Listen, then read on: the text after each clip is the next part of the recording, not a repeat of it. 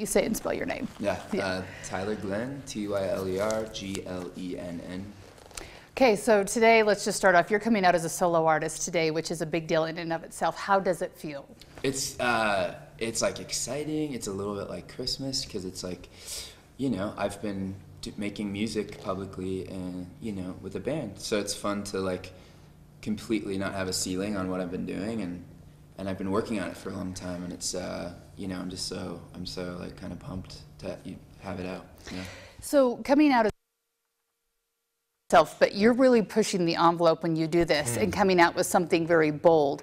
Did you have a hard time picking what your first song would be that you would drop on your own, or did you know this is what I have to do? You know, it's funny, the song Trash, you know, I think I had it for a bit, and it correlated so much with what I was feeling and going through, and it was obviously inspired by the LDS Church policy, and that's kind of what caused it. And to me, like, that song is a glimpse into what will be the record, and it's definitely the most angriest and most maybe aggressive song on the record.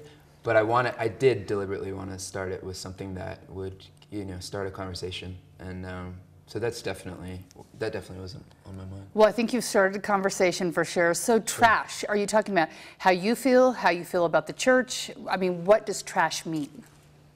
Yeah, I think it's more about my feeling in the relationship that I had with the church. It was, you have to understand, I served a mission. I was raised LDS. I believed it. I believed it up until 6 months ago. And the church showed me that the church wasn't true, because God is not of a policy that pushes and casts out, and it felt like the square peg round hole lifestyle was completely unbearable at that point. And I realize now, like, the line was drawn, and so I just went and I realized there are things that are fundamentally wrong with the system, and this church is not the only true church, and it's in fact harmful to a lot of people, and it's done a lot of good, and I think Mormons are beautiful people, but there's a system here that's not where it should be. Tell me about your breaking point. I listened to you talk about it on Mormon Stories, but you obviously heard that the church no longer wanted to baptize children of gay parents. How did that make you feel inside? It was devastating. I went to baptism the following day because my older brother was baptizing his son, and I'm extremely close to my family, and I was in it just, everything felt so off, and I'd never had that feeling when I walked into church, and so it pained me to watch my brother get to do something that because I'm gay, I'm stripped of, and it's not right. It's just not right. And I know that people that maybe don't understand homosexuality, I know they know it's not right either. So there's something that we're not addressing here, and they're saying it's from God, and now my perspective on who that is altered, and it's hard as a 32-year-old man to a man of faith, and I haven't lost the spirit, but I'm trying to convey a range of emotions, and this is the first emotion, that emotion of anger and rebellion, and that's what I'm doing with this video and this first song. It feels like a coming out video to me in some ways. You obviously came out as being gay a couple years ago. Which is harder, do you think, coming out as gay or coming out as no longer a Mormon? This has been infinitely more anxiety-ridden, to be honest. But I'm just as confident, and I know that I'm gay and I was born that way, and I know that there are things and errors about this policy.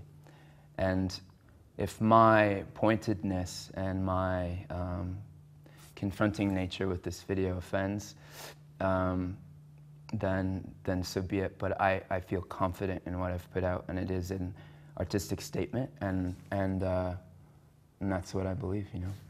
Are you afraid that you'll hurt people you love? Because you obviously have friends and family members who are still Mormon. So many, yeah. I'm conscious of it. I'm not afraid. The word like fear is not surrounding this, which is really exciting.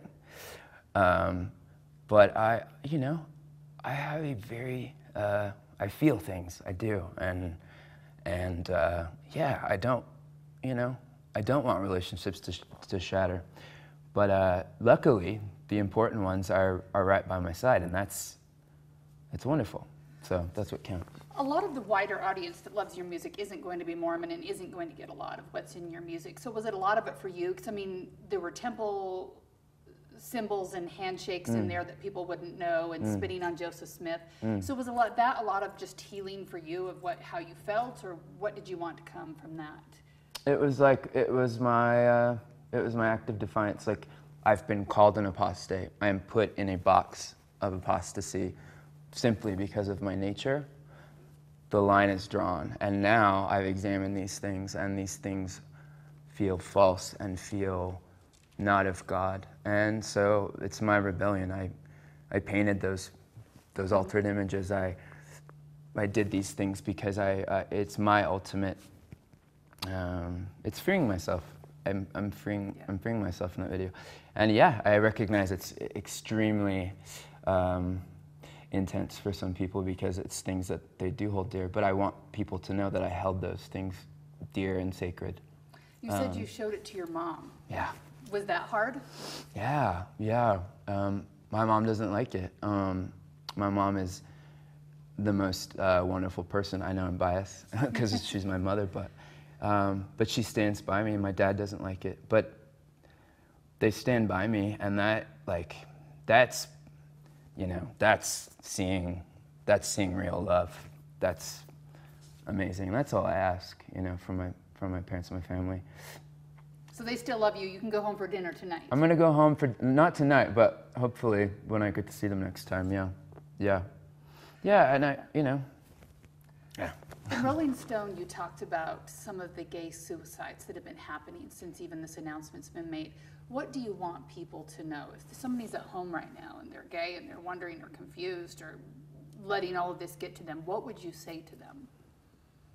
Oh, it's the most cliche thing you can say in response to that, but it does get better. It's I know I appear to be somewhat emotional. I may be angry in the video clip, but I feel like I'm flying. I'm so excited and happy and creative and inspired, and I know that's out for people. And I think, I don't know, life is awesome and exciting, and no, you're not alone. And if this song is helping you, and if I can tell your story, then hold on, because I want to keep telling that. And I have more material that's going to speak to your experience. So, for the LDS audience who listens, there's a lot of people who have questions, or they wonder, and they try to decide for years whether they're in or they're out. Do you feel a burden of stepping out, or do you feel free, like you were saying, like you finally feel free of whatever it was you were feeling along the way? It's still it's a complex thing.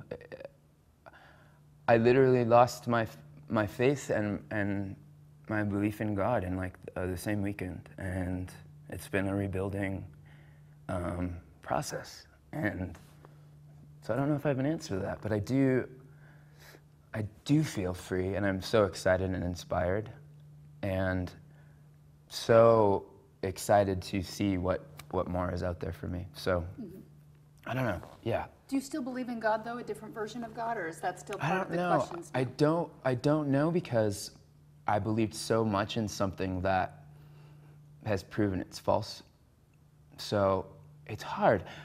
I have a belief in human spirit. I have a belief in really good energy right now. I have a belief things have happened for a reason in my life. I don't know. Have you formally taken your name off the records of the church? No. No, and I'm not naive. I expect a response, and that's fine. But you haven't had a phone call from the church yet today to say? Not today. I don't know if they have my number, but maybe they'll mail me a letter. A letter. On a happier note, you're doing fun things tonight and helping out a friend. Tell me about what you're doing.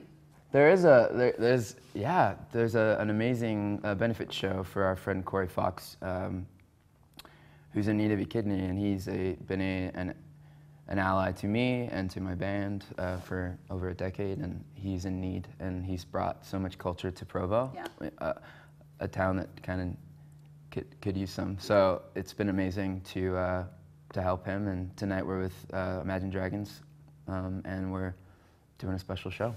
Cool. Anything else you're dying to tell me? Just keep your eyes peeled. I'm putting out a record this fall, and I'm super excited, and I'm grateful to be able to speak about this stuff. So very cool. And I do have to ask you, we were talking about this before we were on camera, but you haven't shown a lot of this to your band, your music. Are you afraid of their reaction when you see them tonight? Again, I'm not afraid. I think I'm very curious, but you know, it's fun to live curiously. Do you think it'll hurt your, I mean, obviously they're sort of the same career but separate. Do you think it'll hurt Neon Trees, you're going solo, or do you think you can? I don't know, that's interesting. I don't know if I've thought about it. The Neon Trees is still a band, and life is happening with them because they're expanding their families, and I'm taking this time to focus on this record because it's something I have to do. You know, I feel it. So I don't know. Stay tuned. Very good. I hope it doesn't affect the band, but we'll see. Well, thank you so much for sitting down with us. Thank you so much. Very fun. Awesome. All right.